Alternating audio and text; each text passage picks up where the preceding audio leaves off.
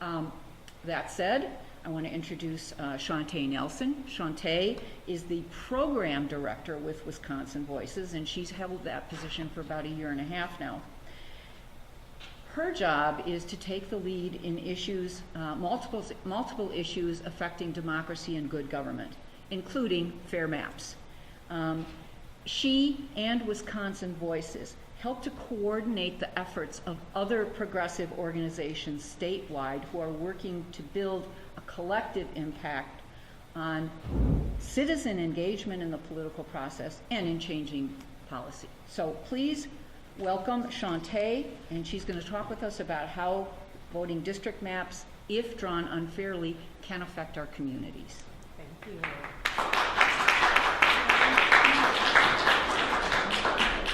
Hello, everyone.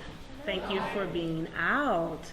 I would like to also thank all of you who are here, as well as Citizen Action, the Co-op Fair Election Project, and all of you who are in the room who are here to support this particular effort. We are going to talk about fair voting maps today and how they affect us on a day-to-day basis. And so when we look at this, each of us live in a voting district. And because we live in a voting district, Marla talked about how some of those voting districts are basically groups where individuals live. So within the state of Wisconsin, we have 8 congressional voting districts. And so when we have these voting districts are designed to get the people who live in that district to choose who represents them in government. So that's just a nice map. Here is a map of the Wisconsin State Legislature, and it's just a portion of the actual map, and it's just another example to give us so that we can see voting districts. Now, one of the things that you'll notice here as we talk about voting districts, would be, like I said, the state legislature districts. Do you notice any of the lines that are drawn a little weird or drawn a little funny in shape? This is what we're going to be talking about today when we talk about voting maps, voting lines, unfair voting maps. So when we think about voting maps, it helps us to understand who speaks for us in government. As Americans, we vote for 2 kinds of representation. On a national level, we have the Congress, which is in Washington, D.C., and we have a state level in Madison, Wisconsin. And we have senators and representatives who run for election in voting districts. So I think that this is a pretty basic, just giving you a really basic understanding for those who may not necessarily know this. In Wisconsin, we have 33 senators and we have 99 state representatives in the state of Wisconsin. So if we bring it down to more of a local level. So at this point now, what we're gonna do is we're gonna kind of delve in and show just exactly how you are affected as an individual. So one of the things that we think about when we talk about voting and we talk about the elections and we talk about unfair voting maps, when we look at those districts and those lines that were a little weird, and throughout the state of Wisconsin, when you see that lines are a little weird, the thing that you have to ask yourself is, does your senators, does your representatives care about the issues that you care about? If they care about the issues that you care about, great. If they do not care about the issues that you care about, and we have unfair voting lines, that can present a problem. So we talk about here in Bayview, I want to say it was maybe in 2015, there was an issue with one of the monumental wells here. And there was an issue with water. It wasn't necessarily lead in the water, but there was an issue with the water of the well. And one of the things that happened was one of the elected officials got involved and began to help to promote that particular issue. And so when you talk about lead in your water, your representatives, be it a senator, be it a state legislator, be it a common council member, representatives of any level can help to assist in those things. And then when we talk about safe roads, grocery stores, the creation of new jobs, your senator or your representative can help to draw attention to that and get those things fixed, and they can begin to help to bring or help to advocate for good paying jobs within your area. And so when we have unfair voting maps stops us from being able to choose who represents us. And it doesn't allow us to be able to connect with the individual who can represent us best for the issues that we're concerned with, the issues that we care most about. So, we talked about earlier how this process, when you have a process of voting maps being drawn erroneously, how that process is called gerrymandering. Gerrymandering is basically the process of drawing maps in a way, like we stated, where it benefits a particular party that are legislators or a particular group of those who are maybe in government. So remember the weirdly shaped lines that we had when I showed the voting districts earlier in the slides? Here is just a quick summation as well as a recap for gerrymandering. Here is the state of Wisconsin. We have Racine and Kenosha, and when you see the 21st and the 22nd Senate District, the first part that says old districts, that's Racine and Kenosha prior to gerrymandering. And if you can see that there's both Racine and Kenosha in both districts, both 21st as well as 22nd. And then after gerrymandering, when there's a new district, you have the 21st Assembly District that houses most of the green, and then that which is orange is now the 22nd. That is the way it currently is, and that was a result of gerrymandering here within Wisconsin. So those who are orange, those who are in the 22nd district currently, are those individuals who typically will vote for one particular party. They may be less advantaged. They may oppose some of the things that may be going on within particular parties or whatever it may be. And so I can't say whether or not it was intentional to specifically pack certain individuals within that particular district. All I do know is that is the old district, this is the new district as of today. And this was as a result of unfair voting map lines that were drawn. So we talked about what redistricting. Redistricting is something that happens no matter what.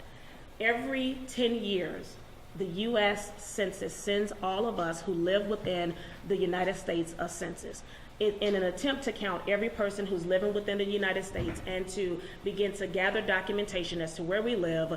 The census happens on a 10-year basis. So every 10 years, after the census, what happens is voting map lines are redrawn. They're redrawn. It's a process. It's a part of democracy. It's a part of what it is that we do. And there's no problem with redistricting. The problem comes when those lines are drawn unfairly, which is the thing that we have, that when we talk about the term gerrymandering. For the most part, many of us who are leading in this work, we don't necessarily use the term gerrymandering. We use unfair voting maps because it's something that most individuals will understand and will be able to comprehend. So when those maps are drawn unfairly, it gives one political party, no matter who does it, which party does it, it gives that particular political party more power. And historically, both parties have done it. And I know that, so that isn't for or against either party. Unfair voting maps can affect our political power. We talked about that. Instead of us choosing who represents us in government, basically, when we have unfair voting maps, those who are in government choose us opposed to us choosing them. Now, how many when you go and you cast your ballot, how many in the room want to be able to say that my vote counted? Right? All of us do, because our votes really matter. Our votes we really care about the votes that we have. Even if it mattered, but the person that we vote for did not win, that doesn't matter. We just want to be able to say that our votes matter. And when we have unfair voting maps, sometimes what can happen is we can be voting in a situation, and when that map is rigged, we have a greater challenge to really have our voice heard and our vote counted. So I talked about that. Politicians caring about what it is that we care about. So when we choose those elected officials, when we choose those individuals, they have to be willing to care about what it is that we care about, and that's the whole point of us going out to vote. Gerrymandering specifically goes around the will of the people in order to get a particular electoral outcome. And we don't want that. So why does this matter? This matters because unfair voting maps, and we've stated this, gives one political party more power than what should. Both parties should balance each other's ideas and thought processes out, and it should make it where there is a balance, where, I mean, no particular individual who's ever elected can represent the whole of the community in which they're there to serve. However, we should be able to have their ear and be able to give them some information and help them to really fight for and speak up and be our voice as it relates to legislation, as it relates to laws that are passed. So how many remember Act 10? Were there any individuals who was a part of Act 10? Let me see your hand. If you played any role at all of Act 10, all right? So were we asking for our teachers to lose their union bargaining rights? Yes or no? It happened though, right? So we weren't asking for it, but when we talk about how gerrymandering and how unfair votes affect us or impact us, sometimes we're not asking for certain things, it just comes to us and we have to be responsive. Remember the right to work? Were we demanding weaker unions? Were we demanding weaker unions for workers? No, right? Remember the big cuts in public education?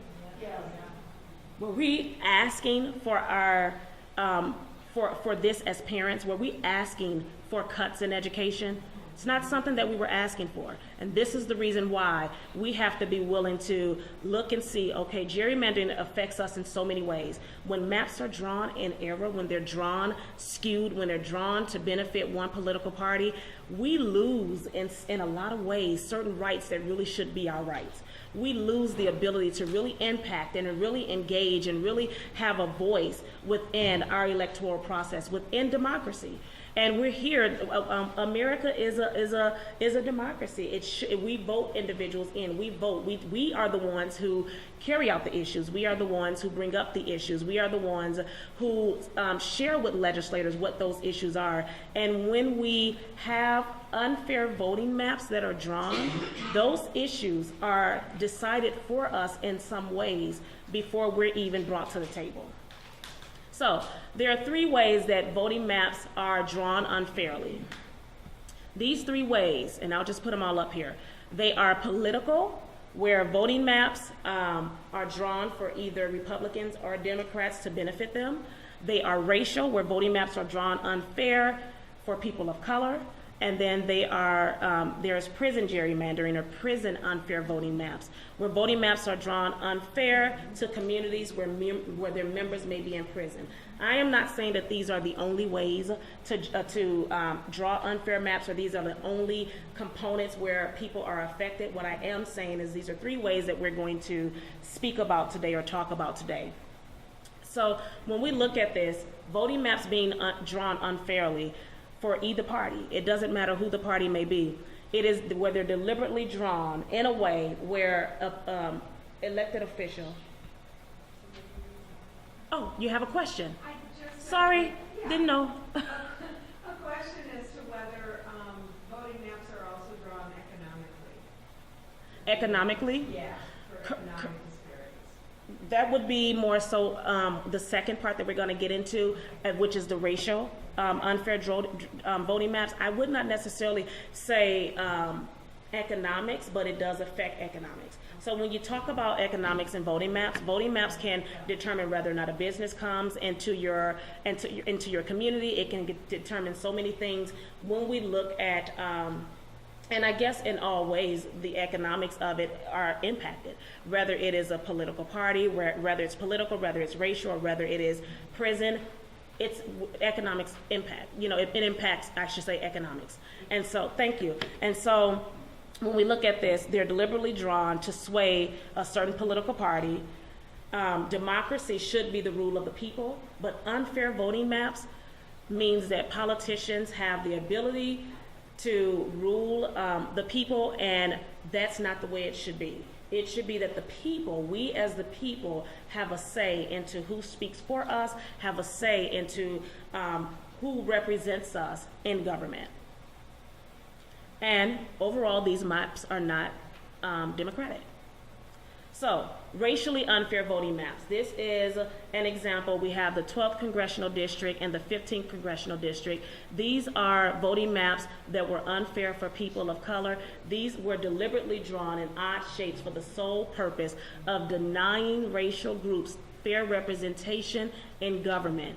This is illegal thanks to the Voting Rights Act. Now, when we talk about racial disparities or we talk about economic disparities, if I live in a district and that line is drawn where I have representation that is in government, and that particular district does not show that it does not correctly represent the people who live within that district, it impacts more than just me.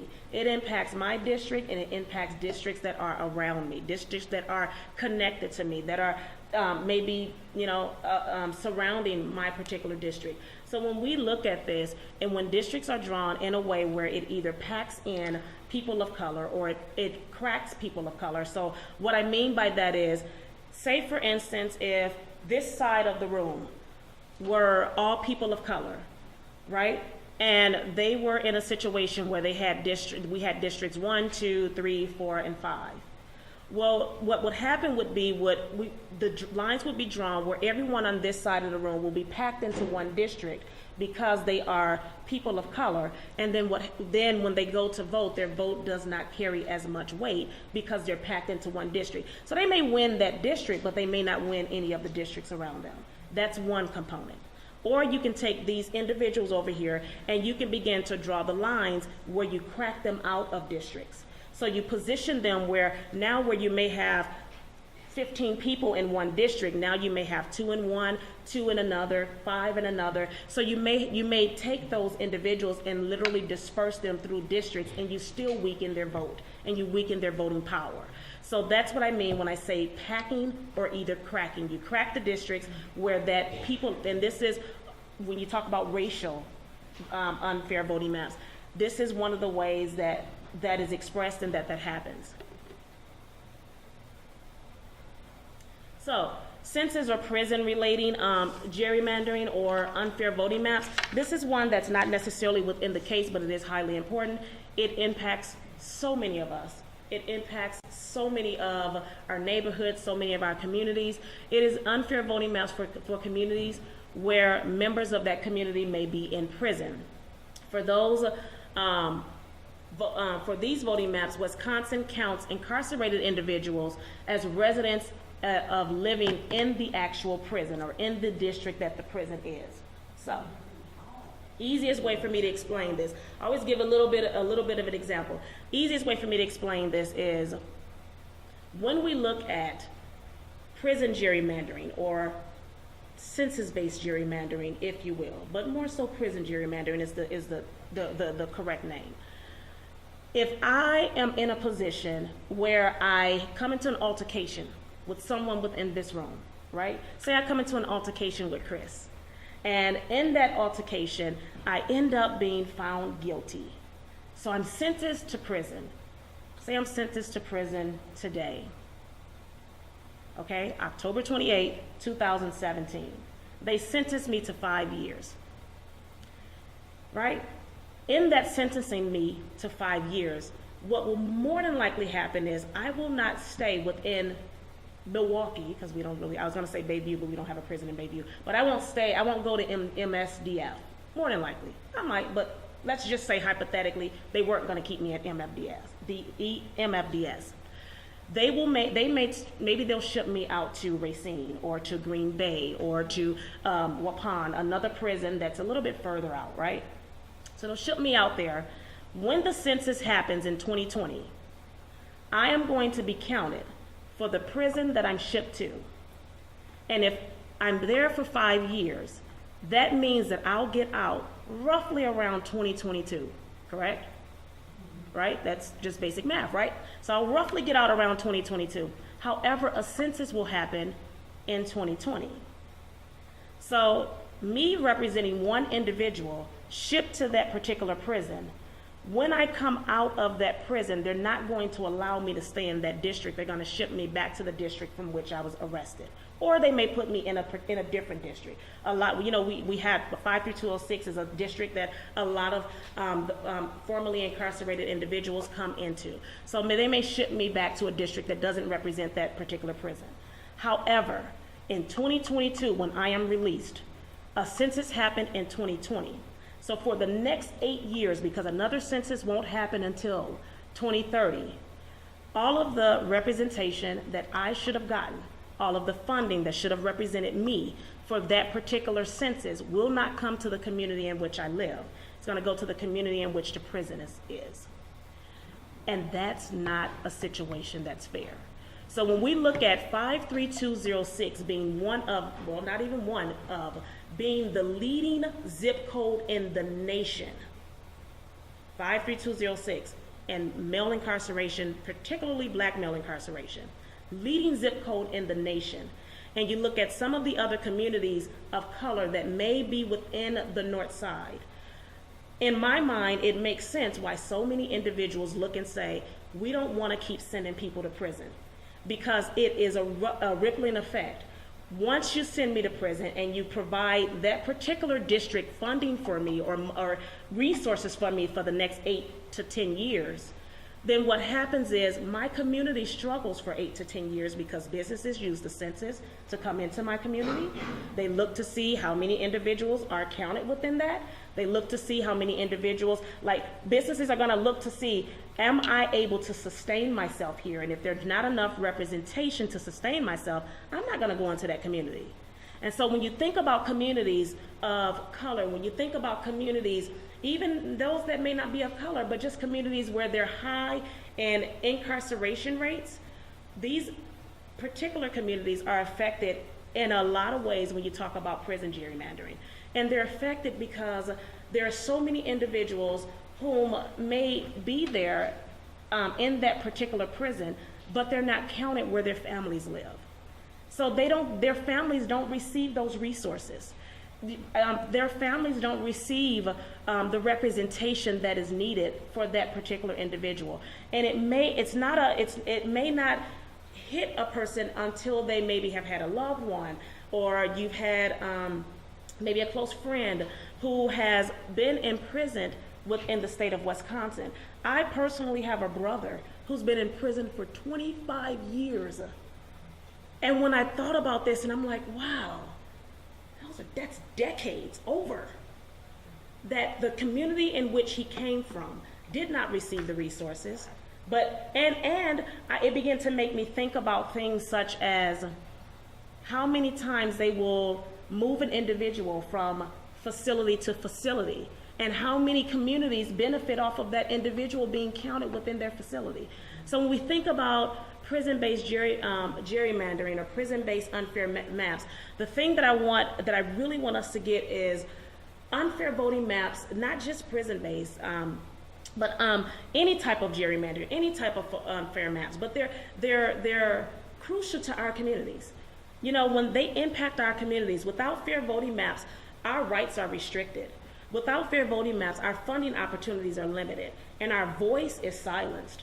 Within communities, like I said, of color throughout this state, there hasn't been really been a need to crack or pack. When you talk about the city of Milwaukee or cities like Racine, cities that have, when I showed the Racine, Kenosha, districts that are mainly people of color, there's no need to crack and pack, because but especially for Milwaukee, because Milwaukee is represented by individuals who look like the people who live in Milwaukee. There may not be a need to crack and pack. Oh, but there's a need to send people to prison.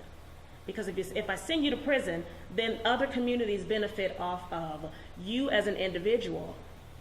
And then what happens is, when I release you back into the community, you suffer, your community suffer, your families suffer, those who live within those communities suffer. And I've always wondered, and if there's anyone in the room, I welcome you to look there. If you know the information, please tell me, but I've always wondered, when we think about prison releases throughout the United States of America, a lot of times we hear about these huge prison releases that happen.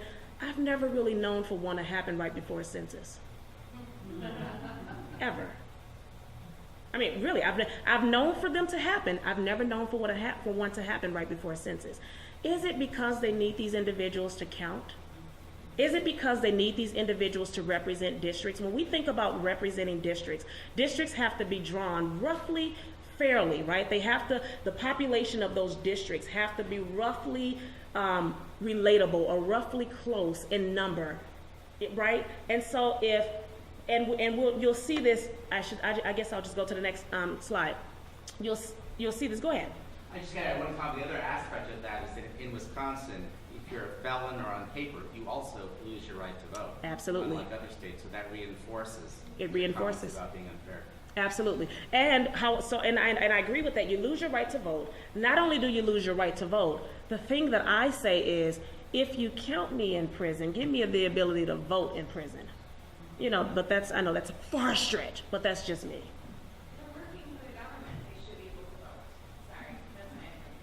She says if they're working for the government, they should be able to vote. Snaps on that. So here we are. Here's a prime example. We have Waupun, the 53rd Assembly District, and I don't know if you can see this, but Waupun Correctional Institution, you can see kind of the arrow pointing to where the institution is. It's in the 53rd Assembly District. And every 90 residents here have the same influence as 100 residents of any other district. So what that means is this. Of the 2,784 African Americans within this particular district, Waupun's 53rd district, all but 590 of them are incarcerated. 2,784 African Americans counted within the district, and really all of them except 590 of them are incarcerated. I actually heard a real life story of an individual who was running. It wasn't within Wisconsin, but I was in DC for a conference, and they were talking about how they were running for office, and they were really excited because they went in, they ran the numbers, and they're like, yes, let's go. It's a heavily populated small town, and got there and realized that it's heavily populated because it's where a prison is. It wasn't a heavily populated small town. It just wasn't where a prison was. And so it looks, when you look at the numbers, as though there are no issues, but there really are. Because as I stated, and I am a one who have experienced it firsthand. My niece grew up without her father. She's 27 years old. He's been in prison since she was 1 and a half. She's getting ready to be 27. She grew up without her father. And when you think about all of those situations where you have individuals who may grow up without their father, can you imagine growing up and not being able to see your loved one for 25 years? 25 years, and yet when they come back into your community, they still don't have rights. Like we heard over here, their rights are still taken from them. They still can't vote. They may be on papers, things of that nature. It's not fair. It really is not fair. But we as people, we have the power. How many believe that you have the power? Everyone, please raise your hand. Please raise your hand. Please. How many people believe you have the power? Thank you. Really, we do. I know it may not seem like it, and it may seem like, oh my God, this is very discouraging and things are working against us. But let's be real. I'm one voice. But if I cry loud enough, if I speak loud enough, being one voice, and I put my voice with your voice, and you put your voice with that voice, we become a sound that won't be able to be silenced. And so that's really what it is. We have the power. We have people power. We have knowledge power. We have the ability to go and begin to communicate and educate and share information with other individuals. We have the ability to take these particular presentations throughout other communities. We have the ability to call it out when we see it. Seriously. Everyone in here. And I charge you with that responsibility. What you learn in here today, I challenge you. I charge you to call it out when you see it. Call it out when you see injustice in any of any components of government. Call it out. Because if you're here and you're not willing to call it out, then what you've literally done, if you've positioned yourself where you've gotten the information but you're not willing to become a voice. And I'm not just saying become a voice because I work at Wisconsin Voices. No, I'm saying become a voice because that's who we should be. I don't see the reason for any of us to be silent about any of these components of gerrymandering. Rather, we look at what happens when a district line is drawn to benefit another party. Whether we look at district lines that are drawn to benefit or to disadvantage communities of color, or whether we look at district lines that are drawn to benefit areas or districts where communities of color are kind of like the pawn, if you will. And I'm not, I reference a lot the city of Milwaukee, mainly because most of my life I've been in the city of Milwaukee. I'm not from here, but most of my life I've been here. And I care about the city and I care about the issues of the city. So when we talk about fair voting maps or unfair voting maps, we have to position ourselves where we become a voice and we become those who share this information. And so I'll just show you some of the ways that you can help, some of the ways that you have the power. There are two bills that are currently in the state legislators, SB 13 and SB 44, right? And you can call your state legislator and you can ask them to basically support, basically to vote to say maps should be drawn fairly by an independent group. They shouldn't be drawn by politicians. You're going to hear a little bit more about how we came to be and how all of this came to be when such comes up. But that's one of the things you can do. You can tell people about unfair voting maps, which is the thing that I'm asking all of you all to do. If you have a Facebook page, if you have Twitter, if you have Snapchat, if you have Instagram, you can talk to people about it, share information about it, talk to your church members, talk to your, I know we say church family, it's not necessarily members, we're not members, we're family. So talk to your church family, talk to your neighbors, your coworkers, your friends, and your biological family. Talk to as many people as you know, and if you need help talking to someone, call Shauntay. Seriously, I'll talk. I have no problem talking. I have no problem sharing the effects and the impact of what happens when voting maps are drawn in an unfair way. You can vote. How many are registered to vote in here? Oh, you keep your hand up. I just want to see. Because I'm going to come and talk to you afterwards. If not, no, I'm just joking. I will get you registered to vote, though, if you need to register to vote. Just a little side note there. But you can vote. And if you have problems with voting, these are things that these are the reasons that we're here. These are the reasons that we are here in this room to really begin to educate and really help people.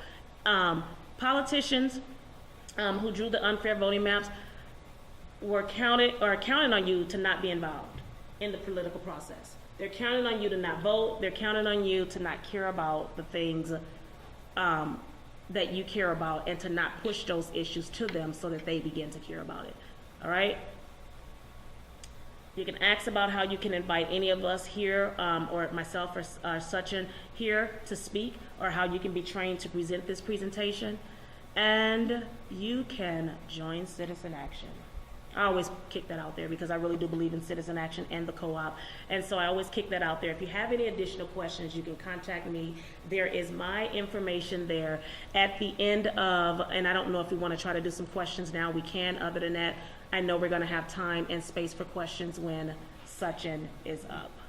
Have questions? Okay, with regards to felons having the right to vote, you mean other states allow their felons to vote? Yes. Why that? I didn't know. Yep, some can vote from prison. Oh. It's like absentee. Sure. Well, that's Right. okay. Thank you. You're welcome. Where a felon is counted is a matter of how you interpret the census. Do you say that the census says this person is a resident of the place where they were when they were counted? Or do you say that they're in prison so we won't count them there, we'll count them in their home? Legally, That's a decision that could be made. no, legally you have to be counted where you live on Census Day, which it will be April 1, 2020. So wherever you are, April 1, 2020, you have to be counted as a resident of that particular address. If you move April 2nd, Could not the state choose to change that? will they? Is the true question. Will they choose to change that? Probably not. Go ahead, sir. I think she was asking what would you suggest is the fix or prison gerrymandering. What's the In my opinion, this is my opinion, I say count us where we're from. Count us where our families live. And I don't want to say us like I've spent a day in prison, but count whoever it may be where their families live. If you count me where my family live, or, yeah, I'll just say count me where my family live. I don't want to throw out a bunch of solutions. I say count me where my family live. Any other questions? Yes, sir? So you mentioned like one specific district that that prison gerrymandering has effect on. Is it like all over the state, or like is it just All over the state. It's all over the state. Anywhere where there is a prison gerrymandering happens. Okay, thank you. Thank you. Thank you all. Please hold your questions.